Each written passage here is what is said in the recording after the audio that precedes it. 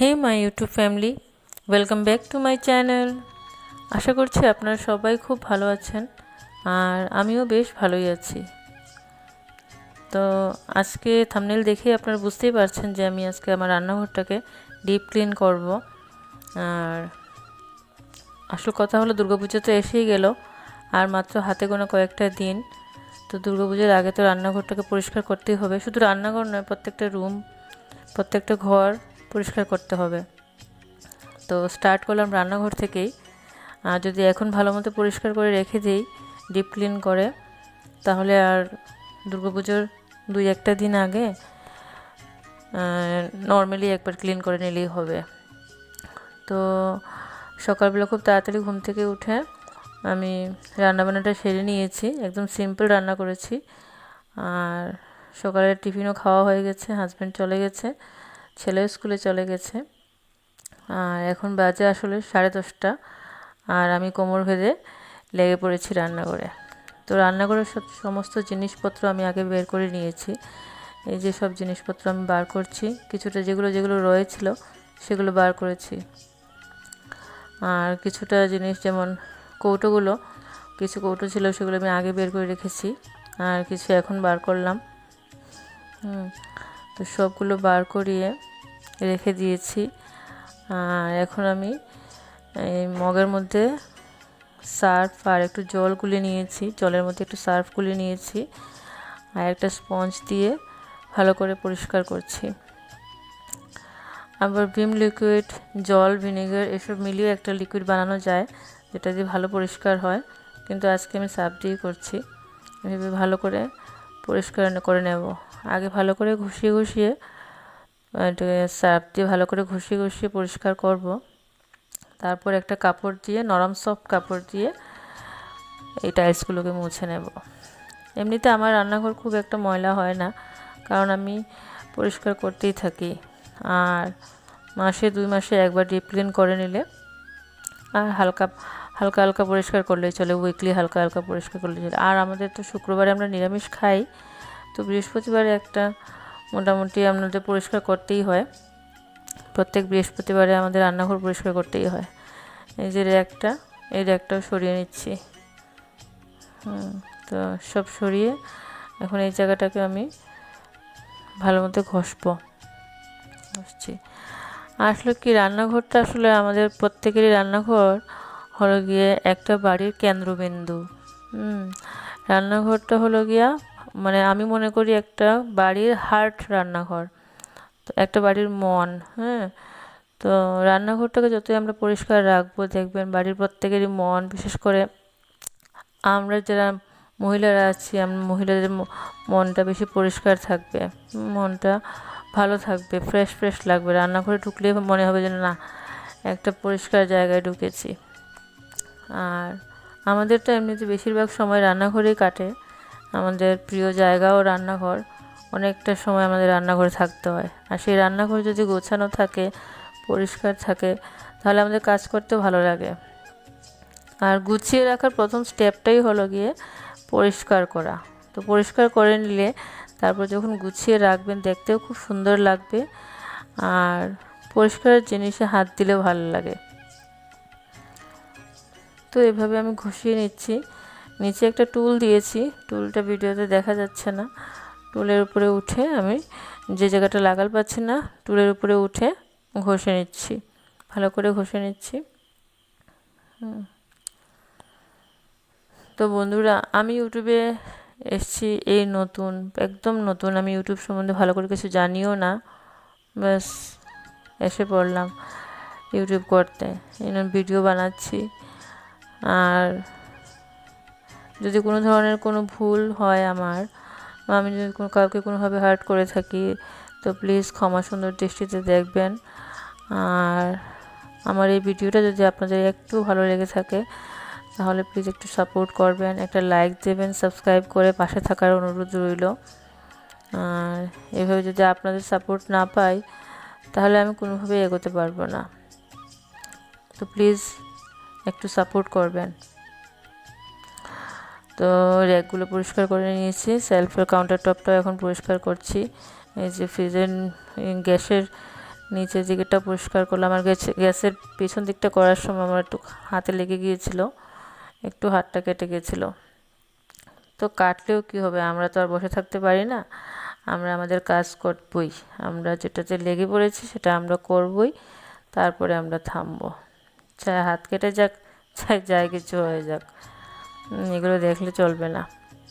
তো ওই যে ভালো করে পরিষ্কার করছি। আর আরেকটা কথা কি জানেন, এই ভিডিওটা করতে যখন আমি এডিট করছিলাম, হ্যাঁ, কয়েক ঘন্টা হয়ে গেছিলো। তো আসলে রান্নাঘরটা পরিষ্কার করতে আমার 10:30 থেকে প্রায় বিকেলবেলা হয়ে গেছিলো।